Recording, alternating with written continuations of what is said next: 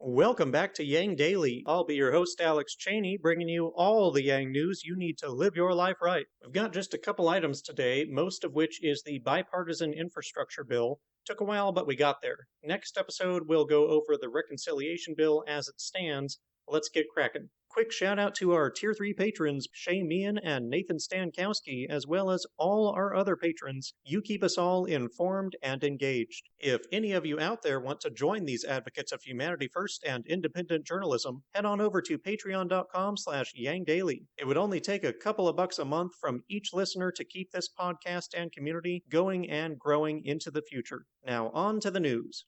All right, so the Senate just passed the roughly $1 trillion, 2,700-page bipartisan infrastructure bill by a surprisingly strong vote of 69 to 30, meaning 19 Republicans, including McConnell, joined all Democrats. The bill represents a much reduced version of Biden's proposed American Jobs Plan. Most of the items survived at extremely reduced levels of spending. The biggest pieces cut, by pressure from Republicans and conservative Democrats, were senior and disability care, clean energy tax credits, education, housing, and climate change. What remains is $580 billion total dollars of new federal spending over 5 years into improving the nation's infrastructure, consisting of $110 billion for roads and bridges, $66 billion for trains, $25 billion for airports, $16 billion for seaports, $49 billion for buses and improving disability access, $11 billion for safety, $7.5 billion for EV charging stations,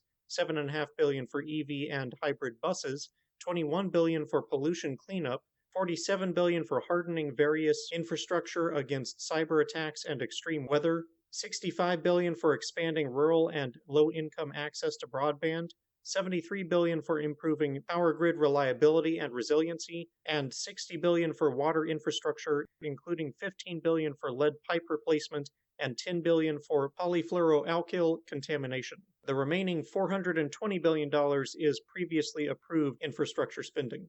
The bill is partially deficit funded and partially funded through various other means, the biggest of which is repurposing $263 billion of unused pandemic relief, including the unused unemployment insurance from Republican states that canceled it early.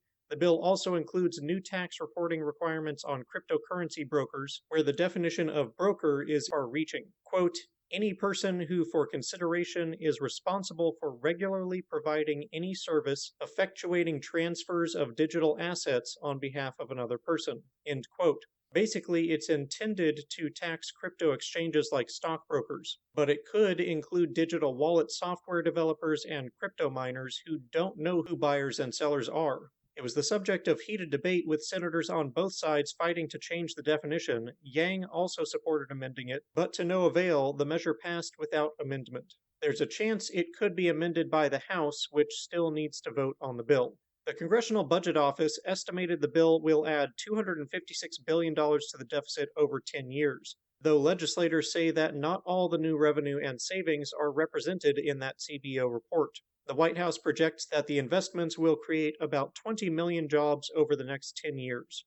Trump and many other Republican heads have been decrying the bill and the Republican senators who voted for it for various reasons, including size, scope, and price tag, despite it being essentially what Trump promised the people in his own term and never delivered.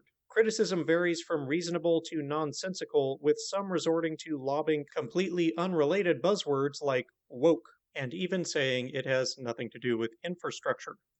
Okay. It's a bellwether of what politics has become, which is more about lying to the people than representing their interests. But the bill's passage through the Senate does not guarantee it will be signed into law. Pelosi and progressives have vowed it will not pass the House until the Senate also passes the $3.5 trillion budget package full of social infrastructure measures that Republican legislators oppose. It will have to be passed by Democrats through reconciliation, but the usual conservative Dems, such as Manchin and Sinema, of course oppose its current form and will certainly seek to erode it. Any further amendments to the bipartisan bill, including the cryptocurrency issue, will be difficult because that would require it to again be passed through the Senate, which Democrats may not want to risk. Finally, Andrew Cuomo has resigned as governor of New York State following advancements in the investigation of his sexual harassment of at least 11 women. Basically, everyone was done defending him, including his co conspirators and Democratic leadership, all the way up to Biden. State Congress had the votes to impeach him, so he chose to walk out rather than be thrown out. Lieutenant Governor Kathy Hochul will fill in for the rest of his term, making her the state's first female governor. That's probably the best thing Cuomo's done. I don't think anyone will miss his handling of the COVID crisis, and he may face criminal charges for sexual harassment. He's still unrepentant for his actions, saying he just didn't realize cultural standards around groping had changed. Classy to the end. He is wholly undeserving of the hallowed name Andrew and shall henceforth be known as Felicia. Goodbye, Felicia.